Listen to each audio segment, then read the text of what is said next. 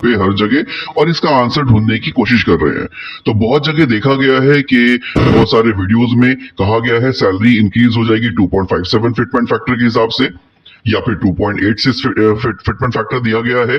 कहीं कहीं तो लिखा है सैलरी आपकी 3 गुना बढ़ जाएगी, और कहीं कहीं लिखा है कि 3.57 फिटमेंट फैक्टर होगा, यानी कि 3.57 आपकी बेसिक सैलरी बढ़ जाएगी। लेकिन क्या सच में ऐसा होगा?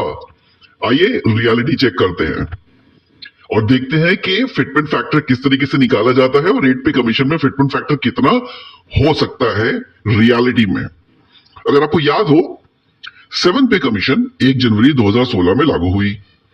7 पे कमीशन में फिटमेंट फैक्टर रखा गया था 2.57। ये फिटमेंट फैक्टर क्या होता है? एक फैक्टर दिया जाता है जिसमें आपकी जितनी भी बेसिक सैलरी होती है उस फैक्टर से मल्टीप्लाई करके एक नया बेसिक सैलरी बना दिया जाता है, जो कि आपकी basic salary, new basic salary बन जाती है नए पे कमीशन में। फिटमेंट फैक्टर निकालते कैसे हैं? आपके जितना भी पे है और जितना भी डीए है और उसमें कितना गवर्नमेंट द्वारा पे कमीशन द्वारा इंक्रीज रिकमेंड किया गया है, सबको मिलाकर फिटमेंट फैक्टर बनता है। इस पे भी देखेंगे फिटमेंट फैक्टर कैसे निकाला जाता है। अगर आपको याद हो, 6 पे कमीशन की बात करते हैं। यहां पे मिनिमम सैलरी कितनी थी? पे बैंड 1 में अगर आपको याद हो 5200 plus 1800 grade pay. 1400 1600 grade pay पहले हुआ करता था अनस्किल्ड के लिए, लेकिन उसे ट्रेनिंग देके स्किल्ड में करके 800 मिनिमम ग्रेड पे कर दिया गया था। तो बेसिक सैलरी मिनिमम 6 पे कमीशन में 7000 थी। 1 जनवरी 2016 डीए कितना था? अगर आपको याद हो 125%। तो किसी भी गवर्नमेंट एम्प्लॉय जिनका बेसिक सैलरी 7000 था 1 जनवरी 2016 में, तो उनके बेसिक सैलरी में 125% डीए भी मिल रहा था। तो उनका इन हैंड सैलरी कितना बन रहा था? 7000 प्लस 125% ऑफ 7000। अगर आप डीए ऐड करेंगे 125%, तो ये आ जाता है 8750। ये 8750 को आप 7000 से ऐड करेंगे तो 15750, ये उनकी सैलरी बन रही थी, बेसिक सैलरी 1 जनवरी 2016 में। अब कहा गया फिटमेंट फैक्टर 2.57 आता है। कभी भी पे कमीशन आती है तो एक इंक्रीज इन पे रिकमेंड किया जाता है गवर्नमेंट जिस पे कमीशन को स्थापित करती है उनके द्वारा। अगर सेकंड पे कमीशन की बात करें, राइट फ्रॉम द सेकंड पे कमीशन, तो सेकंड पे कमीशन ने रिकमेंड किया था 14.2% इंक्रीज करने के लिए सैलरी। थर्ड पे कमीशन में इसे 20.6% कहा गया था कि इंक्रीज कर दिया जाए सैलरी। फोर्थ पे कमीशन में कहा गया था 27.6% इंक्रीज करना चाहिए। फिफ्थ पे में कहा गया था 31.0%। सबसे ज्यादा 6 पे कमीशन में रिकमेंडेशन थी 54% सैलरी हाइक की, और 7 पे कमीशन में 14.3% हाइक रिकमेंड करी गई थी। 1 जनवरी 2016 में आपकी जितनी भी सैलरी थी, यहां 7000 मैंने मिनिमम मान के रखा है, मान के चलिए ये 7000 को 1 कहा गया। The entire salary is equal to 1। ये 7000 1 हो गया। अब इसमें आपका डीए कितना है? 125%। तो 1 का 125% कितना होता है? 1.25। ये 1 प्लस 1.25 यानी कि 2.25 आपको ऑलरेडी मिल रहा है 1 जनवरी 2016 में। रिकमेंडेशन कितनी है? 14.3। तो ये 14.3 ऑफ 2.25 अगर आप निकालेंगे तो आता है 0.32। तो ये 0.32 को अगर आप 2.25 से ऐड करेंगे तो टोटल होता है 2.57। इसी तरीके से फिटमेंट फैक्टर निकाला गया था 7 पे में, इसी तरीके से फिटमेंट फैक्टर निकाला जाता है। नाउ 7000 बेसिक सैलरी थी मिनिमम, इसको 2.57 से मल्टीप्लाई किया गया तो यहां आ गया 17,990, जिसे राउंड ऑफ करके 18,000 मिनिमम सैलरी रखा गया 7 पे कमीशन में 1 जनवरी 2016 से। और याद रखिए जैसे ही ये पे कमीशन आया डीए हो गया 0%। ऐसा नहीं है कि डीए 125% ही रहेगा, जब भी पे कमीशन आती है तो डीए 0 हो जाता है। आपको दिख रहा है कि सैलरी हाइक हो गई 2.5%। 2.5% गुना आपका सैलरी हो गया, लेकिन यहाँ पे 125% डीए ऑलरेडी था। टोटल सैलरी आपको बेसिक 15,750 ऑलरेडी मिल रही थी। 15,750 ऑलरेडी मिल रही थी। 18,000 आपकी न्यू बेसिक सैलरी बनी। तो ये जो इंक्रीज इन पे है ये कितना हुआ? अगर आप 18,000 को 15,750 से मल्टीप्लाई माइनस करेंगे तो आ जाएगा 2,250, यानी कि 2,250 ये आपकी सैलरी बढ़ी थी 7th पे कमीशन में। आपको दिख रहा है 2.57, लगभग 2.5 गुना सैलरी बढ़ गया, लेकिन सैलरी बढ़ी थी 2250 मिनिमम सैलरी हाइक। नाउ बात करते हैं 8 पे कमीशन की। 8 पे कमीशन में फिट फंड फैक्टर कितना रहेगा? 2.57, 2.86 या 3 गुना बढ़ जाएगा या 3.57 हो जाएगा, जिस तरीके से बहुत सारे न्यूज चैनल पे या फिर आपको गूगल पे दिख रहा है। तो आइए रियलिटी चेक करते हैं।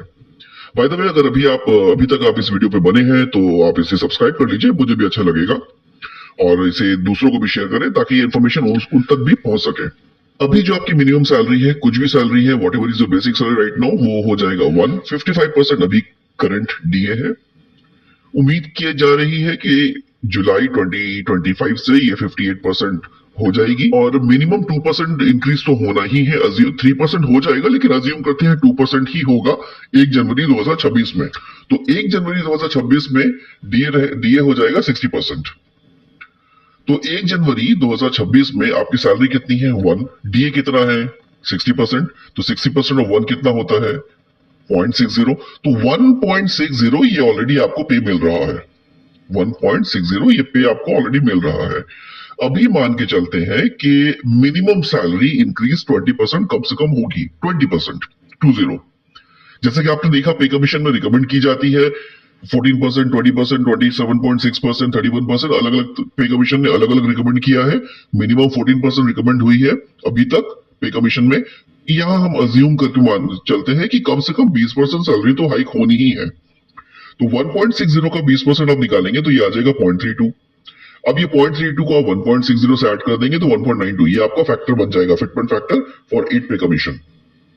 दूसरा, अगर मान के चलते हैं कि 30% इंक्रीज हो गया सैलरी, रिकमेंड की गई पे कमीशन द्वारा, 20 नहीं 30%, तो 1.6 तो आपको ऑलरेडी मिल रहा है। 30% ऑफ 1.6 होता है 0.48। ये आप ऐड कर देंगे तो नया फिटमेंट फैक्टर आपका आ जाएगा 2.08। अगर 30% सैलरी इंक्रीज होती है तो 2.08 आपका फिटमेंट फैक्टर होगा। थर्ड, मान के चलते हैं कि जिसकी प्रोबेबिलिटी बहुत कम है, लेकिन फिर भी the best of scenario 50% recommend कर दी गई कि आपकी सैलरी इंक्रीज होनी है। 50% रिकमेंडेशन अगर आ जाती है और ये अप्रूव्ड हो जाता है, मान के चलते हैं, तो 1.6 आपकी सैलरी ऑलरेडी है। 50% पे कमीशन ने अगर रिकमेंड किया तो ये हो जाएगा 0.8। दोनों को ऐड करेंगे 2.4, ये नया फिटमेंट फैक्टर आ जाएगा। तो देखें आप, मैक्सिमम अगर 50% इंक्रीज होती है सैलरी 50%, तब भी फिटमेंट फैक्टर होता है 2.4 मैक्सिमम। तो किसी भी तरीके से ये जो आप देख रहे होंगे कहीं भी गूगल में या किसी भी न्यूज चैनल पे या कहीं भी कि फिटमेंट फैक्टर 2.57 या 2.86 या 3x या 3.57 हो जाएगा, वो हो ही नहीं सकता। It is far from reality. The best of condition, अगर 50% भी गवर्नमेंट रिकमेंड करती है, जिसकी चांसेस बिल्कुल ना के बराबर है, तब भी ये फिटमेंट फैक्टर 2.4 ही रहेगा, इससे ज्यादा नहीं होगा। अब देखते हैं तीनों सिनेरियो में जहां पे गवर्नमेंट द्वारा रिकमेंड किया गया है 20% या 30% या 50%, सैलरी हाइक कितनी हो रही है। मिनिमम देखेंगे, 7 पे कमीशन में मिनिमम सैलरी कितनी है? 18,000। 60% डीए हो जाएगा 1 जनवरी 2026, तो 60% ऑफ 18,000 होता है 10,800। तो टोटल आप कर लेंगे 28,800। तो ये 28,800 सैलरी तो ऑलरेडी गवर्नमेंट एम्प्लॉय को मिल रही है। अगर 20% इंक्रीज रिकमेंड किया गया, यानी कि 1.92 फैक्टर फिटमेंट फैक्टर, तो वो 18,000 इंटू 1.92 जो कि आता है 34,560, ये नई बेसिक सैलरी मिनिमम हो जाएगी गवर्नमेंट एम्प्लॉय की। हो सकता है इसे राउंड ऑफ करके 35,000 कर दिया जाए, लेकिन यहां पे अभी जो एक्चुअल कैलकुलेशन आ रहा है वही हम देखेंगे 34,560, 1.92 फिटमेंट फैक्टर पे। और यहां पे डीए आपका 0% हो जाएगा, डीए नहीं रहेगा। 60% डीए इसमें नहीं ऐड होना है। डीए जब भी पे कमीशन आती है डीए 0% हो जाता है, तो यहां पे भी डीए 0 हो जाएगी। अभी देखिए 34,560, 28,800 आपको ऑलरेडी मिल रहा था, तो ये आपका इंक्रीज इन पे कितना हुआ? 5,760। नाउ अगर 30% पे देखते हैं कि 30% अगर रिकमेंड किया गया और फिटमेंट फैक्टर 2.08 है, अगर 2.08 है 18,000 आप मल्टीप्लाई करेंगे तो ये आ जाएगा 37,440। 28,800 आपको ऑलरेडी मिल रहा है, तो ये इंक्रीज इन पे होता है 8,640 अगर 30% रिकमेंड किया गया। और द बेस्ट ऑफ कंडीशन, अगर 50% रिकमेंड करी गई है गवर्नमेंट द्वारा, तो ये 18,000 को आप 2.4 से मल्टीप्लाई करेंगे, फिटमेंट फैक्टर 2.4 आ जाएगा। न्यू बेसिक, नया बेसिक सैलरी 43,200। इसमें डीए 0 हो जाएगा। तो और इसमें अगर आपका जो पे ऑलरेडी मिल रहा है 28,800, अगर आप वो माइनस करेंगे तो इंक्रीज इन पे होता है 14,400 और यहाँ पे डीए हो जाएगा 0%। तो आप जितने भी देख रहे हैं कि आपका मिनिमम सैलरी 54,000 हो जाएगा या मिनिमम सैलरी 60,000 हो जाएगा, that is far from reality. हकीकत में इतना नहीं होने वाला है। और जहां तक अनुमान है कि फिटमेंट फैक्टर 1.92 से 2 के आसपास के ही रहने वाला है, इससे ज्यादा या इससे कम नहीं होगा। तो इससे रिलेटेड कोई भी क्वेश्चन है, feel free to post that in the comment section. I will get back to you on this. Thank you for watching this video.